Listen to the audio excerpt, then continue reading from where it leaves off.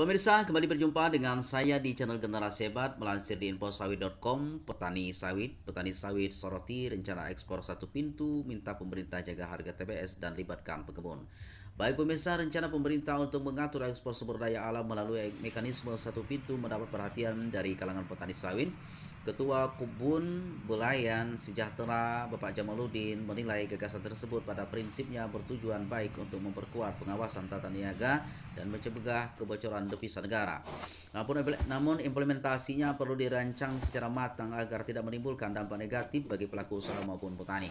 Sebelumnya, Bapak Presiden Prabowo Subianto menyampaikan rencana pemerintah untuk mengatur penjualan berbagai komoditas sumber daya alam di Indonesia melalui badan usaha yang ditunjuk oleh negara.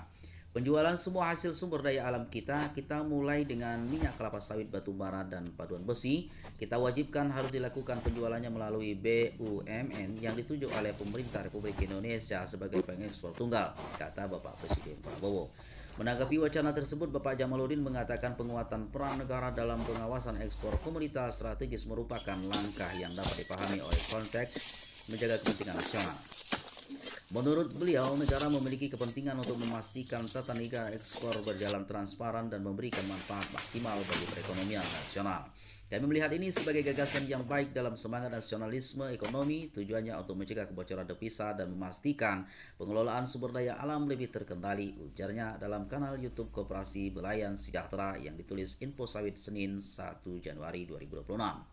Namun demikian, ia mengingatkan bahwa hingga saat ini belum ada regulasi rinci yang menjelaskan mekanisme pelaksanaannya. Kondisi tersebut dinilai memunculkan ketidakpastian di kalangan pelaku usaha dan berpotensi mempengaruhi sentimen pasar.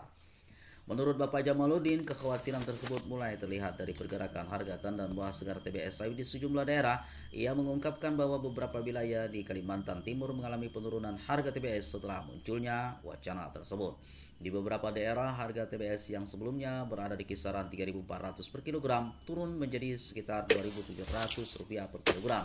Bahkan ada yang mendekati Rp2.000 per kilogram. Kondisi ini tentu menjadi perhatian karena dampaknya langsung dirasakan oleh petani, katanya. Ia menambahkan penurunan harga tersebut terjadi di tengah meningkatnya biaya produksi akibat kenaikan harga bahan bakar yang digunakan dalam operasional perkebunan dan transportasi hasil panen.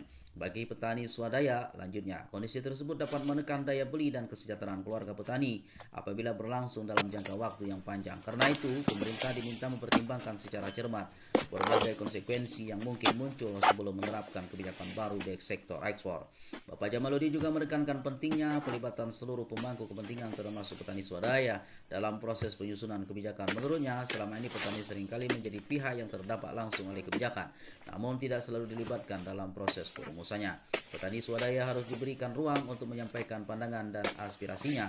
Dengan begitu, kebijakan yang dihasilkan dapat lebih komprehensif dan menimbulkan dampak yang tidak diinginkan, ujarnya. Meski menyampaikan sejumlah catatan, Bapak Jamaluddin mengimbau petani agar tidak beraksi berlebihan terhadap wacana yang masih dalam tahap pembahasan tersebut.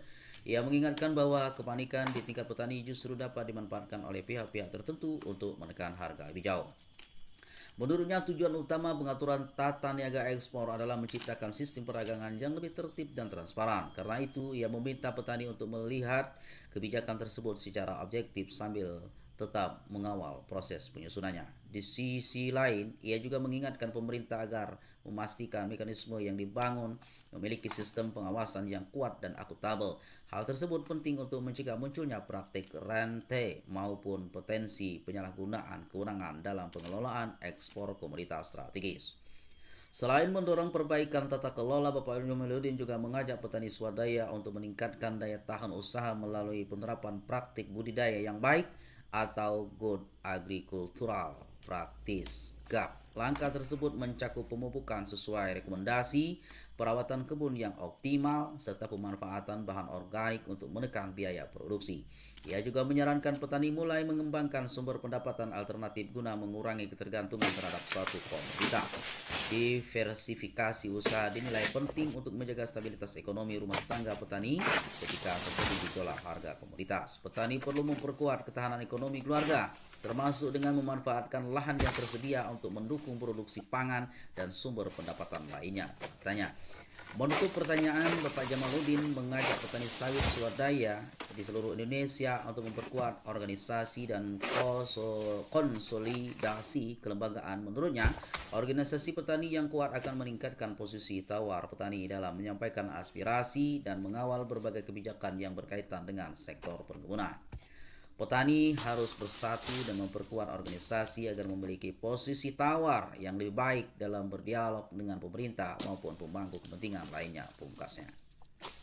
Baik pemirsa, demikian informasi yang dapat kami sampaikan. Nantikan informasi terbaru hanya di channel Generasi Hebat. Untuk harga TBS selanjutnya tetap berada di channel Generasi Hebat. Baik dari kami, salam petani, salam tanam boturi. Sampai berjumpa kembali.